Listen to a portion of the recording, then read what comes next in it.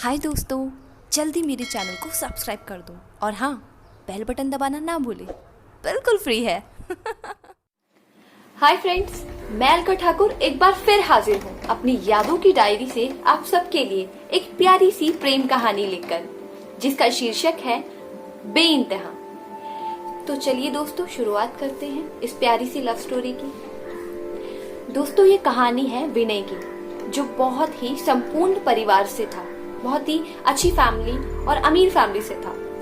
लेकिन वो एक गरीब किसान की लड़की से प्यार करता था, जिसका नाम था मिताली। जी हाँ दोस्तों, लेकिन मिताली ने उसके प्यार को ठुकरा दिया, क्योंकि वो बहुत ही अमीर परिवार से था।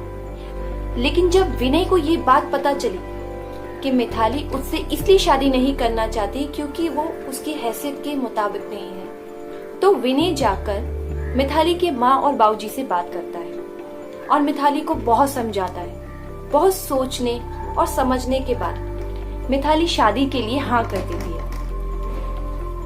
और विनय और मिताली की शादी हो जाती है। दोस्तों, मिताली बहुत ही सुंदर थी, बहुत ही खूबसूरत थी वो। दोस्तों, शादी हुए कुछ टाइम होता है, मिताली को चर्म रोग हो जाता है, उसे स्किन प्रॉब्लम हो जाती है।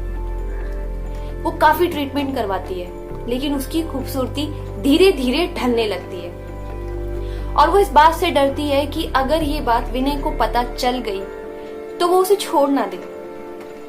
एक दिन किसी काम से विनय अपने गांव से शहर जा रहा होता है। रास्ते में आते समय विनय का एक्सीडेंट हो जाता है, जिस हादसे में उसकी आंखों की रोशनी चली जाती है।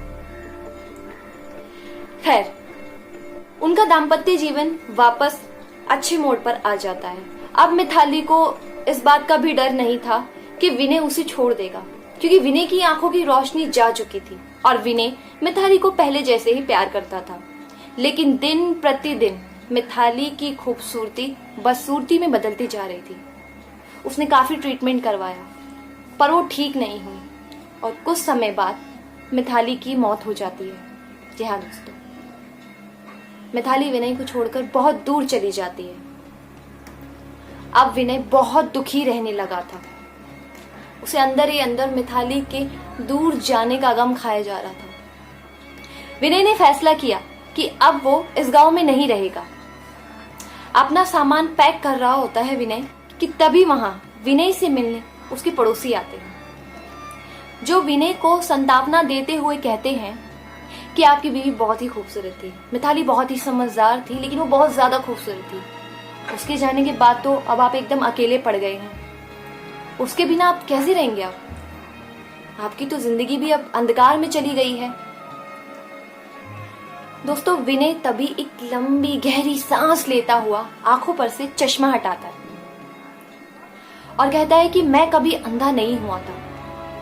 ये बात सुनकर पड़ोसी चौंक जाता है। मैंने ये नाटक इसलिए किया ताकि मिताली को कभी भी ऐसा ना लगे कि मैंने उसकी खूबसूरती से प्यार किया। पड़ोसी भावुक हो जाता है। दोस्तों, कैसी लगी आपको ये छोटी सी प्यारी सी लव स्टोरी? प्लीज कमेंट करके बताइएगा। Thank you so much.